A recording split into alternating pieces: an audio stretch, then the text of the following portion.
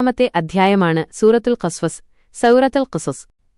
ഖസ്വസ് എന്ന അറബി വാക്കിന്റെ അർത്ഥം കഥകൾ അല്ലെങ്കിൽ ചരിത്രാഖ്യാനങ്ങൾ എന്നാണ്.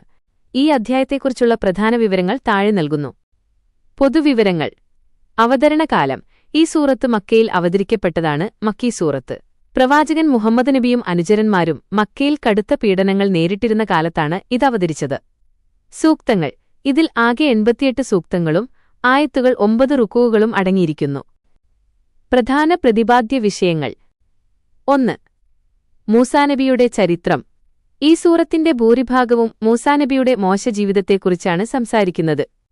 അദ്ദേഹത്തിന്റെ ജനനം, ഫറവോൻ, കൊട്ടാരത്തിൽ വളർന്ന സാഹചര്യം, മദ്യനിലേക്കുള്ള പലായനം, അവിടെ വെച്ചുണ്ടായ വിവാഹം, പിന്നീട് പ്രവാചകത്വം ലഭിക്കുന്നതുവരെയുള്ള ചരിത്രം വളരെ വിശദമായി ഇതിൽ പ്രതിപാദിക്കുന്നു.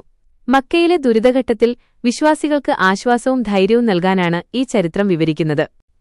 2. ഖാറൂന്റെ കഥ. അമിതമായ സമ്പത്ത് കാരണം അഹങ്കാരിയായി മാറിയ ഖാറൂൻ എന്ന വ്യക്തിയുടെ ചരിത്രവും ഈ സൂറത്തിലുണ്ട്. സമ്പത്തോ പ്രതാപമോ അല്ലാഹുവിന്റെ ശിക്ഷയിൽ നിന്ന് മനുഷ്യനെ രക്ഷിക്കില്ലെന്നും എല്ലാം അല്ലാഹുവിന്റെ അനുഗ്രഹമാണെന്ന് തിരിച്ചറിഞ്ഞ് ജീവിക്കണമെന്നും ഈ കഥയിലൂടെ ഓർമ്മിപ്പിക്കുന്നു. 3. പ്രവാചകത്വത്തിന്റെ തെളിവ്. കഴിഞ്ഞുപോയ ചരിത്രങ്ങളൊന്നും നേരിൽ കാണാത്ത മുഹമ്മദ് നബിക്ക് നൂറ്റാണ്ടുകൾക്ക് മുമ്പ് നടന്ന കാര്യങ്ങൾ കൃത്യമായി വിവരിക്കാൻ കഴിയുന്നത് അത് അല്ലാഹുവിൽ നിന്നുള്ള ദിവ്യബോധനം, വഹി ആയതുകൊണ്ടാണെന്ന് ഈ അധ്യായം വ്യക്തമാക്കുന്നു. സന്ദേശം.